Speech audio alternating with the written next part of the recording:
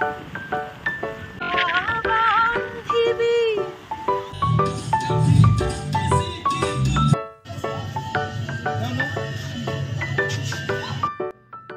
Morning, সবাইকে মন্দারমণি দ্বিতীয় দিনের ব্লগে স্বাগত জানাই।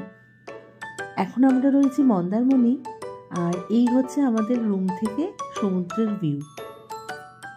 আজকে সকালবেলা আমাদের ব্রেকফাস্ট প্লেন পরাঠা উইথ ঘুগনি, আর এখানে রয়েছে চিকেন স্যান্ডউইচ, সাথে চা কফি আর বিস্কিটটা কমপ্লিমেন্টারি হিসেবে দিয়েছে।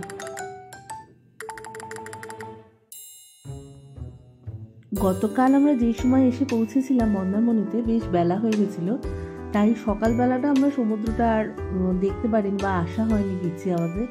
তো সেই জন্য আজকে আমরা সকাল সকাল চলে এসেছি বিচে, আর জল একদম হোটেলের কাছাকাছি চলে এসছে।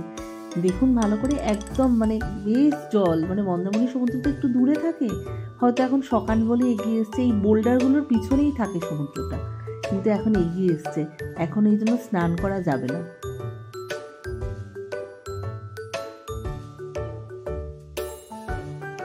প্রচুর জল আজকে মন্দারমণিতে। এই বোল্ডারগুলোর পিছনে যখন জল থাকে না, তখন তাও বা একটু স্নান করা যায়, কিন্তু বোল্ডারগুলোর এপাশে জল তো, স্নান করতে গেলে বাই চান্স যদি বোল্ডারে লেগে যায় হাত পা একদম ছিলে যাবে। সেই জন্য আজ স্নান করার রিস্ক নেবো না, এমনি পা ভেজাবো। আর মাম্মাম তো ছোট্ট মানুষও পুরোটা এমনিই ভিজে যাচ্ছে ওই একটুখানি জলে গেলেই, আর লাফাচ্ছে ঝাপাচ্ছে, ওই জন্য ওকে একটা সুইমিং কস্টিউম পরিয়ে দিয়েছি। এছাড়াও আমাদের হোটেলের যে সুইমিং পুলটা আছে, আজকে ওইখানে স্নান করার একটু ইচ্ছা আছে।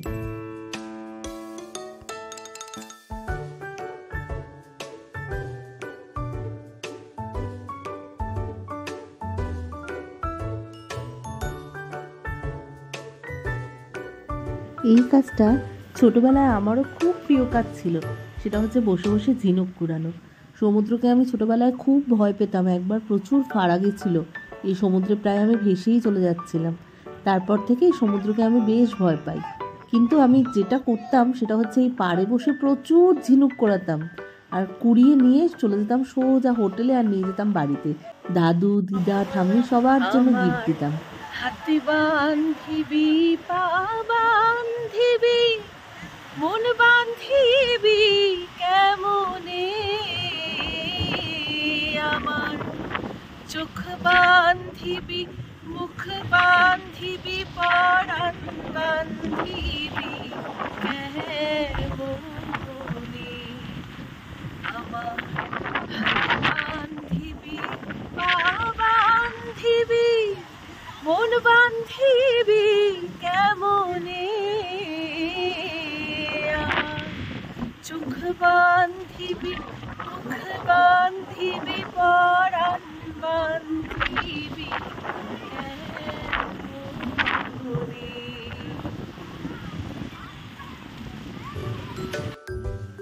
ছোটবেলাটা আমাদের সবার কাছেই কত প্রিয় না, কিন্তু ছোটবেলায় বোঝা যায় না যে এই সময়টা কত ভালো। যাই হোক, মেয়ের মধ্যে দিয়ে আমিও আমার ছোটবেলায় ফিরে যাই বারবার।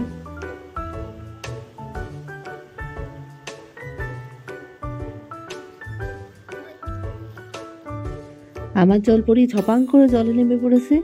এমনিতে সুইমিং করতে ভয় পায়, কিন্তু আজকে ওই টিউবটা পেয়ে ও বেশ মজা পেয়েছে। একা একা অনেকক্ষণ সাঁতার কেটেছে।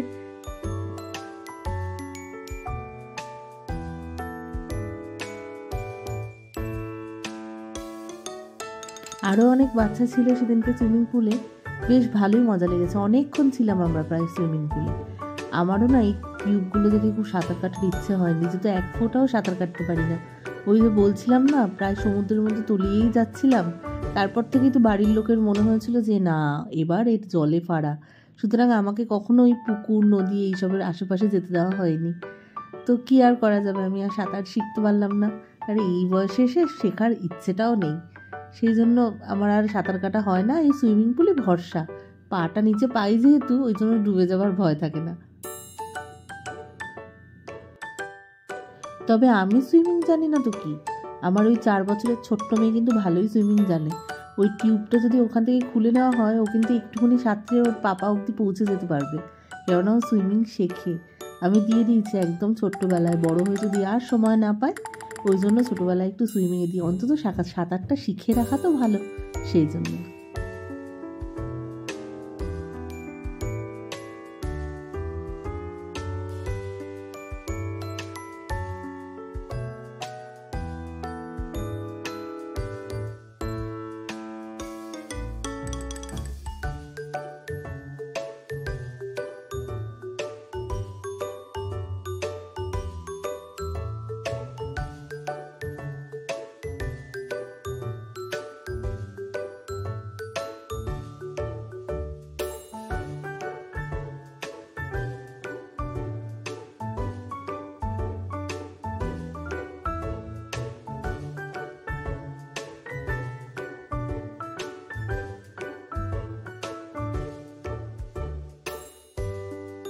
সুইমিং পুল থেকে মেঘলার ওঠার কোনো লক্ষণ আমি দেখতে পাচ্ছি না, সমান তালে খেলাও দেখিয়েই যাচ্ছে।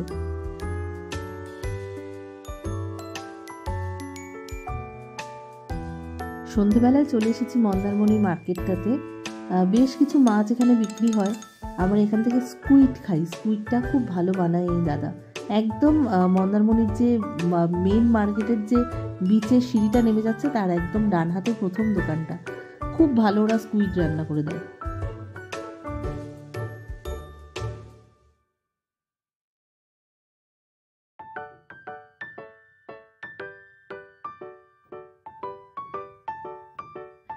আর এই হচ্ছে মন্দারমণির মার্কেটটা, ছোট্ট মার্কেট, খুব একটা তো বড় মার্কেট নয়, কিন্তু মোটামুটি জিনিসপত্র পাওয়াই যায়। একই জিনিস, আমরা তো বহুবার মন্দারমণি আসি, তাই কেনার কিছু থাকে না। তবে হ্যাঁ, একটা জিনিস আমি মন্দারমণি আসলে কিনে নিয়ে যাই, সেটা হচ্ছে কাজু বাদাম আর কিশমিশ। এখানে কাজু বাদামটা খুব ভালো হয়, তো সেই জন্যই। আর এখান থেকে আলাদা করে কী বা কিনবো, দেখুন আপনারা মন্দারমণি মার্কেট।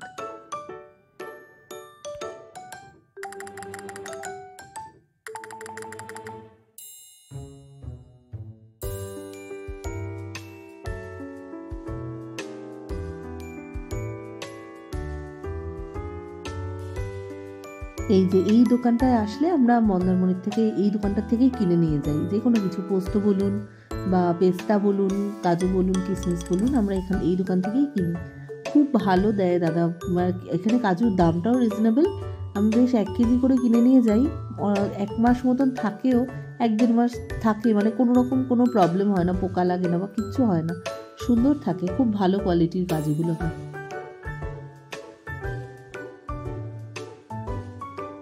আর অবশেষে এখানেও আমরা খুঁজে পেয়ে গেছি অরুণ আইসক্রিম। এই হচ্ছে রাতে আমাদের মন্দারমণির হোটেল, বেশ সুন্দর লাগছে রাতের বেলা এখানটাতে। আর মাম্মাম ওখানে দোলনা চড়ছে, ওর বাবাও বড় দোলনাটায় চড়ছে। ভীষণ সুন্দর অ্যাম্বিয়েন্সটা এই হোটেলটার, এত ভালো। যদি আপনারা আসতে চান অবশ্যই আসতে পারেন। হোটেলটার নাম আইলাইট, আমি আমার আগের ব্লগেও বলে দিয়েছি, আর ফোন নাম্বার আমি আমার আগের ব্লগেও দিয়ে দিয়েছি, আপনারা চাইলে দেখে নিতে পারেন।